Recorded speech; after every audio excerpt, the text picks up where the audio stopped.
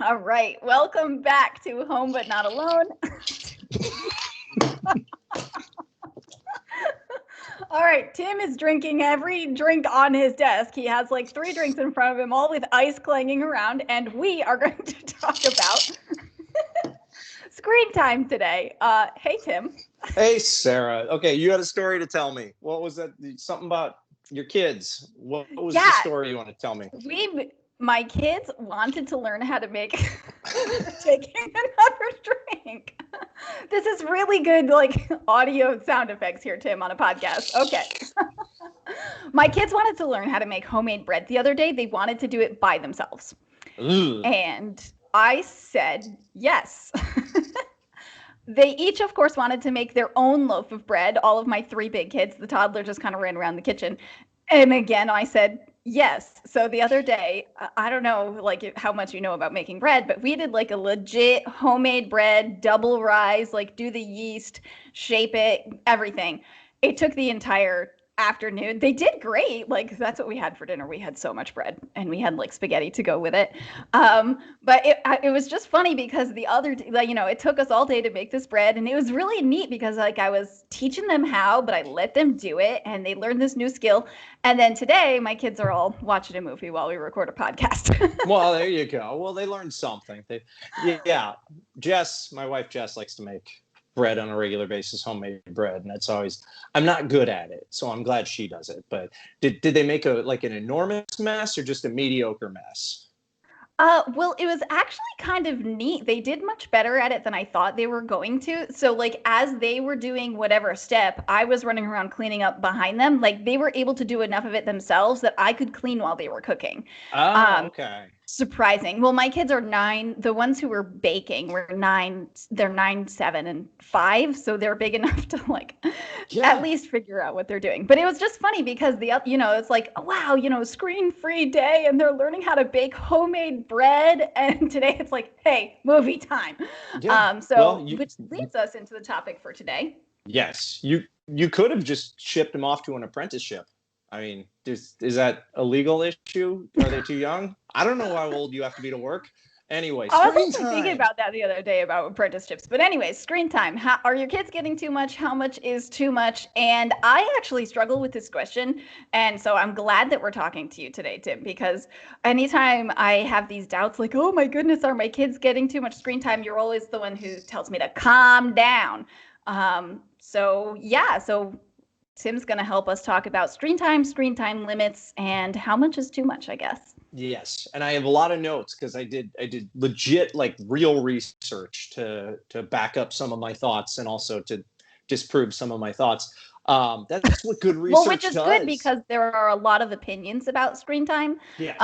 So I'm glad that we're not just going to be throwing out again a whole another set of personal opinions, but that we'll have some research to build on. Yes. So what I've noticed is that there seems to be this almost like unspoken competition up among people in their 20s and 30s who have kids, where it's like, okay, who can have the least amount of screen time for their kids? Like the parent with zero screen time wins, the parent with just a little bit more, like, oh, you're doing amazing. And then the more screen time your Second kids place have is in first general. loser. Yes, and that's an attitude that I think a lot of us have either felt imposed upon us, or we have imposed it upon ourselves, or we have imposed it on others, whatever it may be. And I think one, we misunderstand screen time. Two, as parents, we have so much guilt thrust upon us, mostly from up here already, that this isn't necessarily an area that we need to feel guilty about. So I started thinking about that in part just because of Jess and I discussing how much screen time our kids should have, what they should be watching, different things like that. And so I think the reaction to being like no screens, or let's compete to have the least amount of screen time possible, I think it comes from 2 different areas. The first one I think is generational differences. So we've got different generations. I'm going to be looking a little at my notes. I apologize, but That's okay. we have Gen X, which is, I keep finding slight variations on these years, which bugs me. But Gen X is typically your 1965 to 1980 birth. Now, that generation is often referred to as the latchkey generation because if you think about kids who were born between 65 and 80, a lot of their parents were getting married, starting to have kids in the 60s and 70s.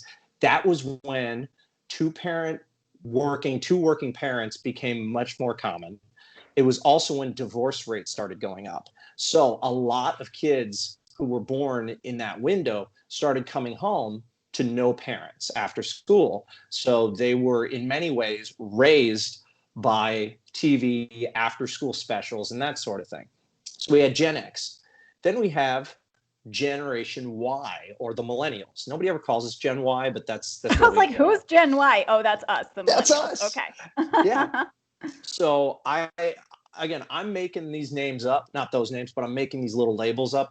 I see that as us, the millennial, being the commercial generation, because we grew up on a lot of commercials. And I know there were commercials before that and everything, but I feel like with the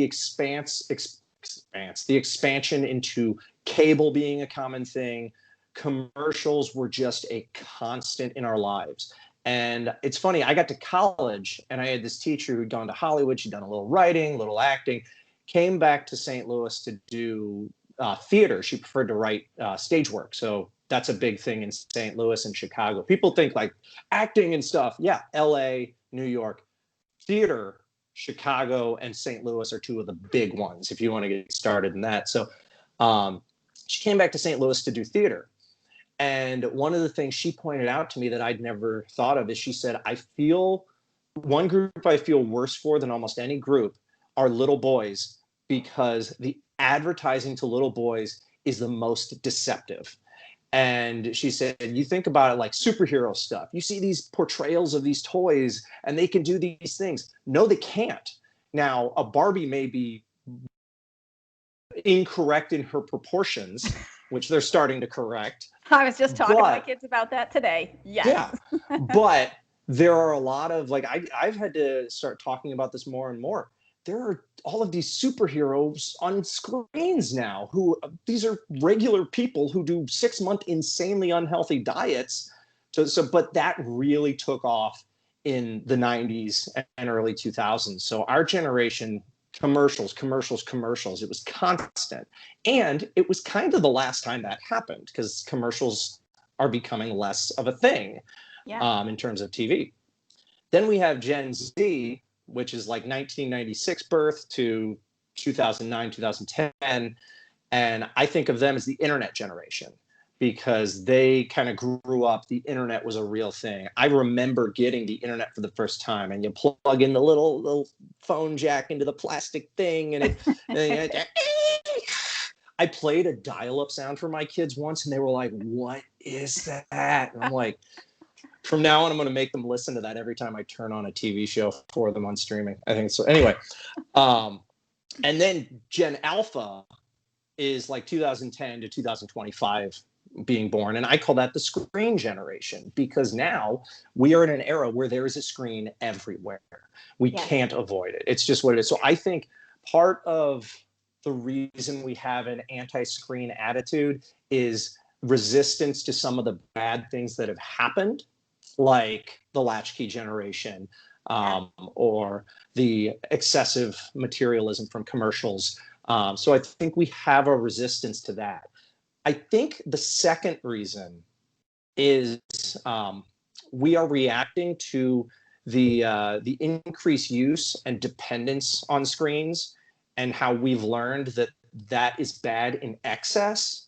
And we've begun to treat it as if it's bad across the board, as if any exposure to screens is automatically harmful. Now, a couple of thoughts on that from my research. Researchers have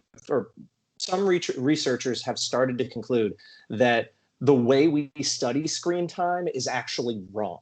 We are not doing it because they'll do survey calls, and they'll ask somebody, how much time do you spend on a screen? Which, first of all, we're bad at reporting on ourselves.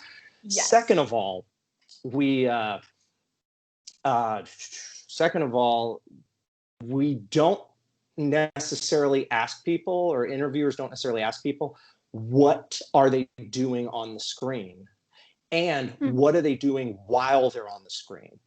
Okay. So You think about a preteen or a teenager, they might be texting a friend, or they might be on social media, or they might be using notes, watching a video that has notes for school, or reading something, typing a paper. They might be watching something educational. They might be watching something that is not at all educational. So it's not just are you on a screen, but what are you doing on that screen is a big thing. And I have this, we'll post this, the link to this article in the show notes, but I have an article from the New York Times Magazine, and it says, is screen time really bad for kids? It's the title of the article. Here's a line from it. In past decades, if researchers asked how much time a person spent with a device, TV, say, they knew basically what happened during that window. But screen time today can range from texting to social media to passively watching videos to memorizing notes for class. All very different experiences with potentially different effects. Same article said screen-related activity may be beneficial or harmful depending on who is doing it, how much they're doing it, when they're doing it, and what they're not doing instead. And then there's a quote from the director of Institute of Human Development at the University of California, Berkeley, which says, if we just respond to emotions or fears about screen time, then we actually could be interfering with our ability to understand some of the deeper questions regarding use of screen time, benefits, and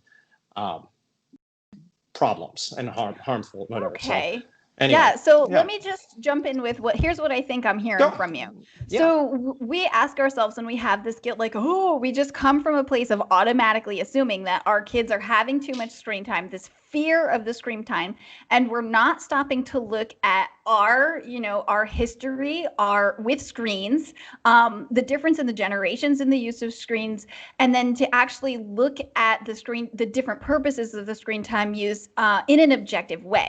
So you're saying that a lot of this comes from like our fear and really just jumping to the end thing here. Like, is it too much time, without taking it? It's a more complex issue than that. Exactly. It's not quite as simple. Okay. And there's a line from a journal article we'll also share, and this is the Lancet Medical Journal, and it says the general public and healthcare professionals typically perceive extended screen time as negative, with frequent media reports on the adverse effects on sleep, diet, social interaction, and family life.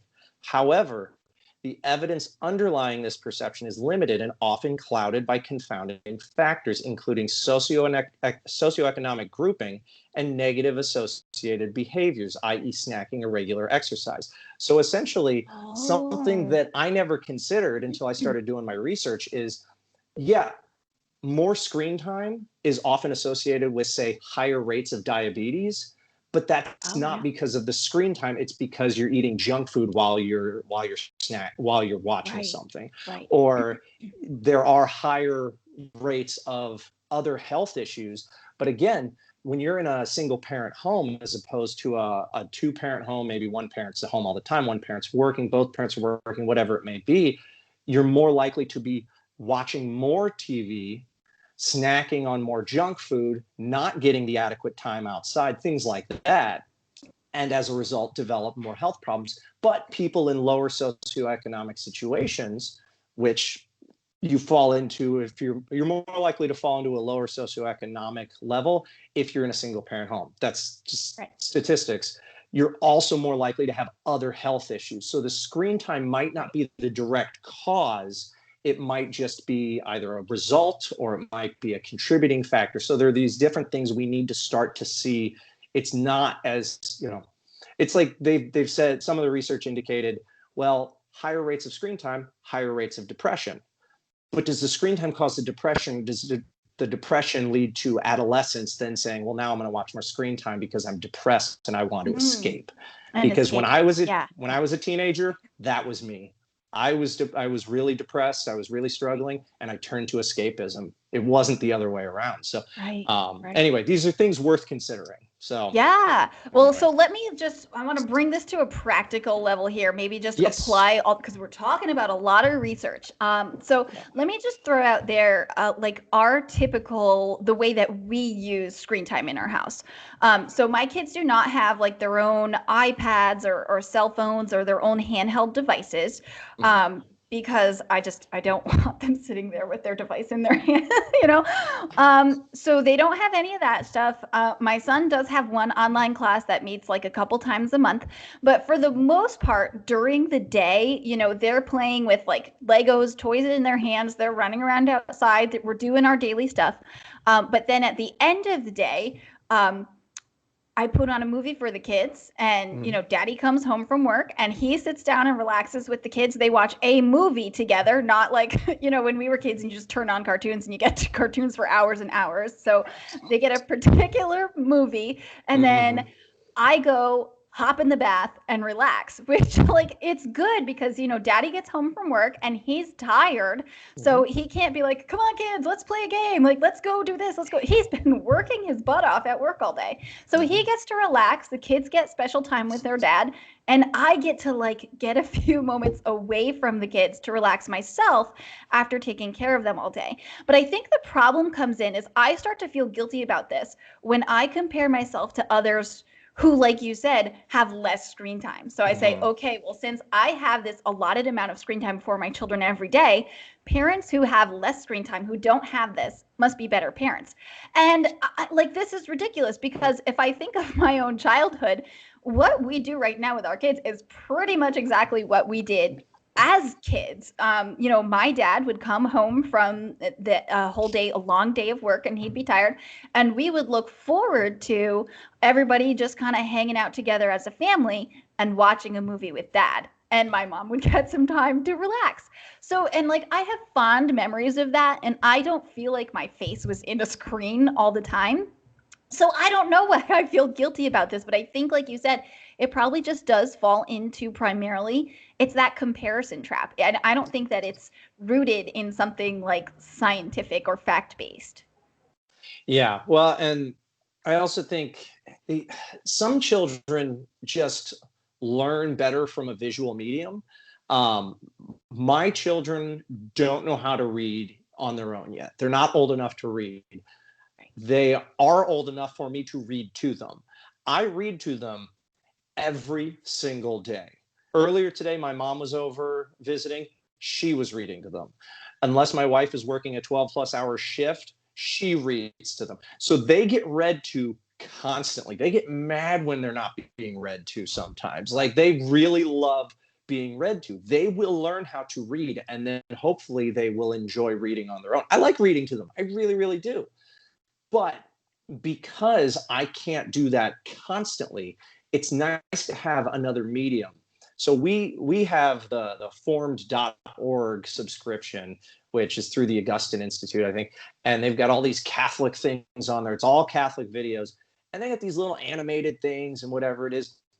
And because of a video about Saint Perpetua that my 3-year old loves, she was out in the backyard the other day screaming, I'm a Christian. Jesus is everything. And I was like, yeah, that's right, neighbors, pay attention because listen to what the 3-year old is saying. Like, That's yes, I adorable. I teach her about that stuff, but she when she sees Saint Perpetua saying that, it means more to her sometimes, I think. So one, I think that there's that's supplemental to her education, Yeah. but also I know I learned so much better from different mediums, utilizing the different mediums. I love documentaries. I absolutely love documentaries because a good documentary, and there are a lot of bad documentaries out there, but a good documentary will give you the right visuals and give you the right audio. And I remember being younger thinking, "Oh, these Ken Burns documentaries are pretty cool," and it's like because they're real historical photographs with narration about what's happening, people reading the letters. And I'm like, I do better. I retain better when I see something in that environment. So I think that's something we have to consider is also utilizing screens as a means of education, supplemental, whatever else it may be. I mean, my kids know more about the Mass. I teach them about the Mass every time we're at Mass. I'm always pointing things out and whispering to them and everything like that. But they learn from videos about the Mass. Then they learn from books about the Mass. And then the little, when after he had just turned 1, my little son's walking in and points to the sign and says, "Mercy." And I said, "Yes, that is the divine mercy image." And some lady's like, "How does he know that?" I'm like, "Because I taught him and I showed him a video and I read him a book." But I just said, "Oh, yeah, he knows." Like, what do you, Yeah. So, and then actually last week he yelled that during Mass because we were nowhere near the divine mercy image, but he wanted to. I'm holding him and he just, "Mercy!" And I'm like, "Yep, that's divine mercy image, buddy. We're going to pay attention to this direction, though, right?" Anyway, obviously, I'm not advocating for something like, it sounds like I'm advocating for like screens are the best. No. I understand that there's the blue light issue when it comes to like before bedtime and it can impact sleep. No one is more pro child sleeping than I am. Believe me, I love when children sleep. They should do it more. It's great. And I would never want to disrupt that or suggest anybody do that. Sure. So there's that factor. Also, if you spend too much time in front of a screen, it does mean that you're not running around. It does mean that you're not developing with the toys and the different mechanical skills or whatever it may be. It does mean you're not spending time with books. So there is a reasonable amount. Now, what that number is, I think it varies from child to child and family to family. That is one thing I have really taken away, and I'm trying to find. There's a, there blah blah blah. There was a quote I had somewhere, and it was basically some version of, "Hey, everybody is different in terms of their screen needs. We can't keep just doing this blanket. Here's the amount of screen time that we need." Oh, you know what? It was from the Royal College of Pediatric and Children's Health, the British equivalent to the American Academy of Pediatrics. It was from their guidelines. And now I have lost where the quote is. But essentially... Well, I think that's a really good point because we have to stop this comparing ourselves with everyone else. I think this is like a huge trap that we fall into as parents constantly, especially in the digital age where everyone's able to put out there all the time what they're doing and showing you, this curated version of their lives. And we fall into the trap of comparison. But I think instead of doing that, I think the bottom line is that what we need to do is use prudence and use our best judgment and use our discernment and just not be too hard on ourselves. Like I said, the other day, I spent the entire afternoon with my kids baking bread. And today they're spending an afternoon getting an extra, like a special movie. They haven't seen it before. It's some Chronicles of Narnia movie they're super excited for, and I get to get some work done. So there is a balance. And I think that we as parents need to give each other. Okay, I have to Go ahead. interrupt. You're showing them a movie based on C.S. Lewis's writings. You shouldn't feel 1 ounce guilty about that. Okay, if they make a movie version of Mere Christianity and your kids are old enough, you show them that. Okay, I mean that's it's a visual medium, but it's the writings of C.S. Lewis. Like right. There's a difference between that and a lot of the garbage I used to watch after school and before school in the 90s. I mean, that's, gosh. Like Captain Planet? Do you remember that? That makes me Captain Planet. There's so many things that show. Sorry for bringing that up. But yeah, so it's not just about quantity. It's also about quality of what they're watching, being intentional, and really just giving each other some grace, like giving each other permission to make your own prudent judgments for your kids and allowing yourself the grace to make your own prudent judgment for your own kids, and just, coming to that from a logical place instead of a place of fear and not feeling guilty about it. So I think you had some questions, like suggested questions to ask ourselves as we're thinking about this screen time question, about the quantity and quality of screen time that our kids are getting. Did you want to close with those? Yeah. Do you have a few too? Or okay. Yeah. Do yours first. Yeah, look, I have some too. So I guess so. Here's some questions that I would ask myself. So first of all, like, how much screen time do my kids get on a normal day? How much screen time do my kids get on a bad day? Give yourself a little grace about that. Questions like, does it bring us together as a family or does it divide us? So there's a difference between watching a movie all together and then everyone going off to their own corner of the house on your own separate screens. A big question for me is, how do my kids react when I say no or no more? If my kids start to have those tantrums and meltdowns when I say no, then I know we need some major cutbacks for them to readjust. Other questions I might ask myself is, what's the quality of their screen content? Am I using it as a tool or as an escape, like you said? Am I being intentional about it? Questions like that are the questions that I would ask myself when I'm evaluating my screen time use with my kids. How about you? Well, before I get to those, I found Yeah, that go ahead. quote I was looking for. Oh, okay. Okay, so this is on screen time limits, and it says our primary recommendation is that families should negotiate screen time limits with their children based on the needs of the individual child, the ways in which screens are used, and the degree to which the use of screens appears to displace or not displace physical and social activities and sleep. So I think that's a fairly clear idea, fairly clear foundation or basis for starting to make those prudent judgments. Couple of questions I like asking about screen time. What are the needs of my individual child? Because I know that at this point we have two children, and one is a lot more like a screen is on and it's just than the other one. The other one is a lot more like, oh, there's something on. Well, whatever. I'm gonna still, so like, what are the needs of that child? How Yes. does that child react? How does that individual child, handle those sorts of things? Are they constantly snacking during screen time? Because again, if they are, is that going to spoil a meal? Is that going to just give them unhealthy food? Like, what's going on? And obviously, Or my is it kids are healthy young enough. snacking? Is it healthy snacking? And that's the other thing My is, kids will pound down oh strawberries and pepper slices during a movie, so it's a my good time gosh, for a good snack. my kids, can you teach my kids to eat anything other than fruit? Because man, anyway. Um, and then also, what is the alternative?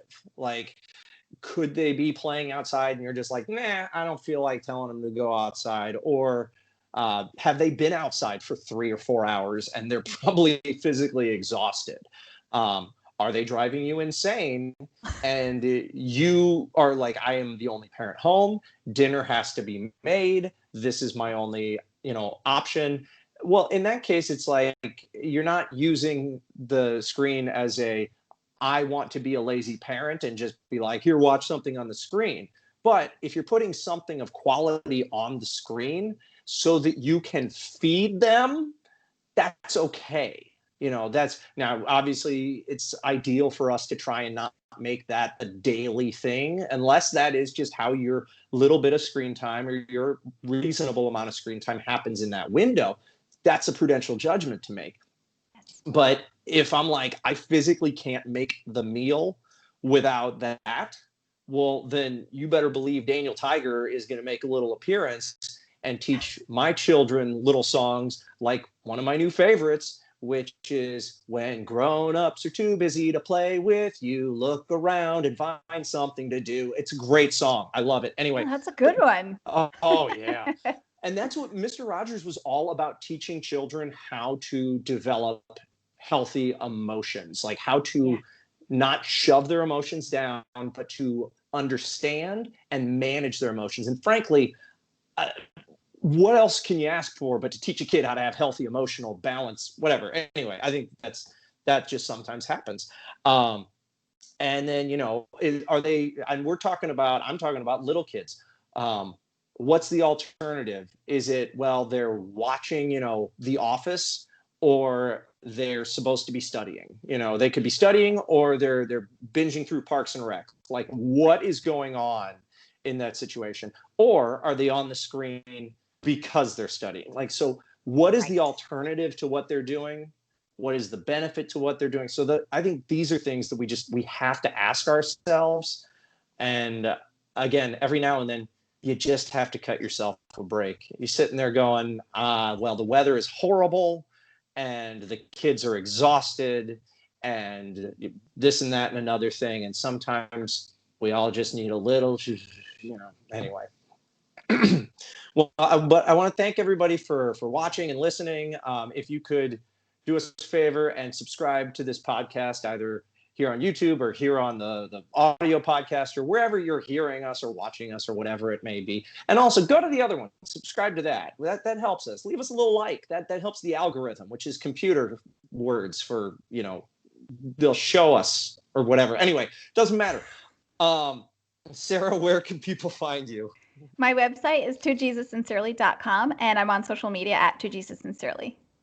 Now, seek wisdom for, and where you can find me at chaselove.org and at social media at the Chase Love. Anyway, I'm so excited to say this closer. Anyway, so seek wisdom from your children, okay? Because whoever said one man's trash is another man's treasure clearly attended a toddler's birthday party and watched them open the gifts and only play with the wrapping paper. And remember, you're never alone.